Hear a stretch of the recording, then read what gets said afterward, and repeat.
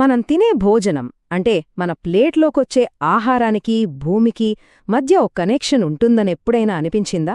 నిజానికి ప్రతి గింజ ప్రతి పండు ఓ సహజమైన లయను పాటిస్తుంది.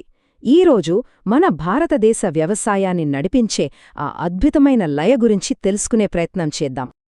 అంటే వేసవిలో మాత్రమే మామిడి పండ్లు, చలికాలంలోనేమో కమలాలు. ఇలా కొన్ని పండ్లు, కూరగాయలు కొన్ని కాలాల్లోనే ఎందుకు దొరుకుతాయి? ఎప్పుడైనా ఆలోచించారా? ఇది జస్టలా జరిగిపోతుందా, లేక దీని వెనుకేదైనా పెద్ద కారణముందా? అసలు సమాధానమేంటంటే ఇదంతా ఒక ప్రాచీన లయలో భాగం. మన భారతీయ వ్యవసాయం మొత్తం ఋతుపవనాలతో ముడిపడి ఉంటుంది, వాటితోనే నడుస్తుంది. నిజం చెప్పాలంటే ఈ వర్షపు గాలులే మన దేశంలో 3 వేర్వేరు పంటకాలాలను సృష్టిస్తాయి. మన వ్యవసాయ క్యాలెండర్కు ప్రాణం పోసేది కూడా అవే. మరి ఈ లయలో మొదటి స్టెప్ ఖరీఫ్. దీన్నే మనం వర్షాకాలపు పంట అని కూడా అంటాం. మీకు తెలుసా, అరబిక్లో ఖరీఫ్ అంటే శరదృతువు అని అర్థం. ఋతుపవనాలు రాగానే మొదలయ్యే ఈ సీజన్ అక్షరాలా మన పొలాలకు ప్రాణం పోస్తుంది. ఖరీఫ్ సీజన్ గురించి కొంచెం వివరంగా చూస్తే ఇది జూన్ జూలైలో నైరుతి ఋతుపవనాలతో స్టార్ట్ అవుతుంది. ఆ తర్వాత అక్టోబర్ నవంబర్ వరకు ఉంటుంది. ఈ టైంలో కురిసే భారీ వర్షాలు ముఖ్యంగా వరి, మొక్కజొన్న, పత్తి లాంటి ఎక్కువ నీళ్లు అవసరమయ్యే పంటలకు జీవనాధారం. అసలు ఖరీఫ్ మనకేమేమిస్తుందో చూస్తే ఆశ్చర్యపోతాం. మనం రోజూ తినే అన్నానికి వరి దగ్గర్నుంచి మనం వేసుకునే బట్టలకు అవసరమైన పత్తి వరకు, అంతేకాదు పప్పులు, కూరగాయలు, ఇలా మన జీవితంలో ఎన్నో ముఖ్యమైన అవసరాలు ఈ ఒక్క వర్షాకాలపు పంటపైనే ఆధారపడి ఉన్నాయంటే నమ్మగలరా? సరే, వర్షాలు తగ్గిపోయి చల్లని గాలులు వీయడం మొదలవ్వగానే మన పొలాల్లో రెండో ఘట్టం స్టార్ట్ అవుతుంది. అదే రబీ. అరబిక్లో దీనికి వసంతం అని పేరు. ఈ శీతాకాలపు పంట మనకొక కొత్త రకమైన సమృద్ధిని తీసుకొస్తుంది. అక్టోబర్లో మొదలై ఏప్రిల్ వరకు ఉండే ఈ రబీ సీజన్ ఖరీఫ్కు పూర్తిగా భిన్నం. ఎలాంటారా? ఇక్కడ పంటలు వర్షం కోసం ఆకాశం వైపు చూడవు, బదులుగా భూమిలో దాగి ఉన్న తేమ కోసం చూస్తాయి.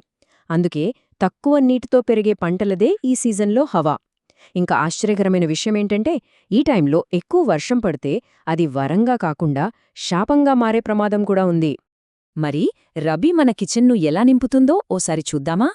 మనం రోజూ తినే చపాతీల కోసం గోధుమలు, వంట నూనెల కోసం ఆవాలు, పొద్దుతిరుగుడు గింజలు, ఇంకా చలికాలంలో మనకు ఎంతో అవసరమైన ఉల్లి, వెల్లుల్లి, బంగాళదుంపలు, ఇవన్నీ రబీ సీజన్ మనకిచ్చే బహుమతులే. ఇప్పుడు ఖరీఫ్, రబీ అనే ఈ 2 పెద్ద సీజన్ల మధ్యలో ఒక చిన్న సమ్మర్ స్ప్రింట్ లాంటిదుంది. దాని పేరే జైద్.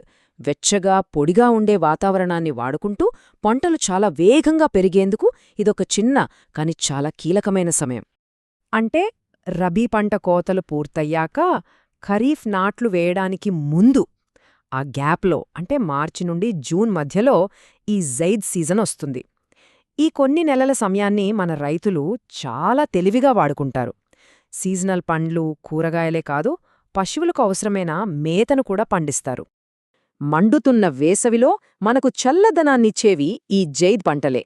అవును, మనందరి ఫేవరెట్ పుచ్చకాయ, ఖర్బూజా, దోసకాయ, ఇలాంటివన్నీ ఈ సీజన్లోనే మనకు దొరుకుతాయి. కేవలం మనకే కాదు, పశువుల మేత విషయంలో కూడా ఈ సీజన్ చాలా ఇంపార్టెంట్. అయితే ఈ పంటల కథ కేవలం సీజన్లను బట్టి మాత్రమే ఉండదు. అసలు విషయమేంటంటే పంటలను ఎలా పండిస్తున్నామనేది కూడా అంతే ముఖ్యం. ప్రస్తుతం మన పొలాల్లో 2 వేర్వేరు వ్యవసాయ పద్ధతులు పోటీపడుతున్నాయనే చెప్పాలి. మరి వాటి కథేంటో ఓసారి చూద్దాం. అందులో మొదటి పద్ధతి మోనోకల్చర్. దీన్ని ఒక పెద్ద అగ్రికల్చరల్ ఫ్యాక్టరీలా ఊహించుకోండి. అంటే విశాలమైన పొలాల్లో ఏళ్ల తరబడి ఒకే రకమైన పంటను పండించడం. దీని మెయిన్ టార్గెట్ ఏంటంటే ఎక్కువ దిగుబడి, ఎక్కువ లాభాలు. కాని ఈ ఎఫిషియన్సీ కోసం మనం చెల్లించే మూల్యం చాలా పెద్దది. ఎలా అంటే నేల తన సారాన్ని కోల్పోతోంది. ఒకే ఒక పురుగు లేదా తెగులు సోకితే చాలు మొత్తం పంట నాశనమయ్యే ప్రమాదముంటుంది. భూమిలో జీవవైవిధ్యం దెబ్బతింటుంది. అలాగే రసాయన ఎరువులు, నీటిపై ఆధారపడటం కూడా బాగా పెరిగిపోతోంది. ఇక్కడ మనం 2 పూర్తిగా భిన్నమైన వ్యవసాయ పద్ధతులను చూస్తున్నాం. ఒకవైపు ఏమో ప్రకృతిని కంట్రోల్ చేసి ఎక్కువ దిగుబడి కోసం ప్రయత్నించే మోనోకల్చర్, మరోవైపు ఏమో ప్రకృతితో కలిసి పనిచేస్తూ దాని లయను అనుకరించే పర్మాకల్చర్.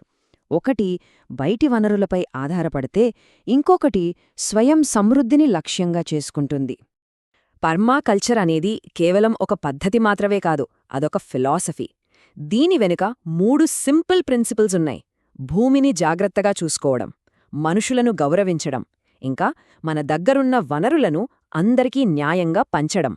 భవిష్యత్తు కోసం ఇదొక స్థిరమైన మార్గాన్ని చూపిస్తుంది. మనం గుర్తుంచుకోవాల్సిన విషయం ఏంటంటే, వ్యవసాయం అనేది కేవలం పొలాలకి మాత్రమే సంబంధించింది కాదు. అది మన ఆర్థిక వ్యవస్థలో, మన సంస్కృతిలో ఒక భాగం. ఈ రంగం ఎంత పెద్దదో దానిలోని కొన్ని ఇంట్రెస్టింగ్ విషయాలిప్పుడు చూద్దాం. ఈ నంబర్స్ చూస్తే ఒక ముఖ్యమైన విషయం అర్థమవుతోంది. మన దేశంలో ప్రతి 4 ఎకరాల వ్యవసాయ భూమిలో 3 ఎకరాలు కేవలం మనం తినే ఆహార పంటల కోసమే వాడుతున్నాం. అంటే మిగిలిన 1 ఎకరం మాత్రమే వాణిజ్య పంటలకు వెళ్తోంది. దీన్ని బట్టి మన దేశం ఫుడ్ సెక్యూరిటీకి ఎంత ప్రాధాన్యత ఇస్తుందో స్పష్టంగా తెలుస్తోంది. వ్యవసాయం అనేది ఒక పెద్ద గొడుగులాంటిది. దానికింద ఎన్నో వేర్వేరు ప్రపంచాలున్నాయి. ఉదాహరణకి పూలు పండ్ల పెంపకం, హార్టికల్చర్, ద్రాక్ష తోటలు, విటికల్చర్, పట్టు వస్త్రాల కోసం పట్టుపురుగులను పెంచడం, సెరికల్చర్, తేనె కోసం తేనెటీగలను పెంచడం, ఏపికల్చర్. ఇలా ప్రతిదీ వ్యవసాయంలో ఒక భాగమే. ప్రస్తుతం మనం ఒక కీలకమైన సమయంలో ఉన్నాం. ఒకవైపు మారుతున్న వాతావరణం, మరోవైపు పెరుగుతున్న జనాభా.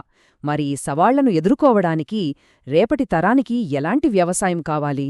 పాత పద్ధతులనే పట్టుకుని వేళ్లాడాలా, లేక ప్రకృతితో చేయి కలిపి నడిచే కొత్త, స్థిరమైన మార్గాలను వెతకాలా? ఆలోచించండి. ఎందుకంటే మన భవిష్యత్తు ఆహారం ఈ ప్రశ్నకు మనమిచ్చే సమాధానంపైనే ఆధారపడి ఉంది.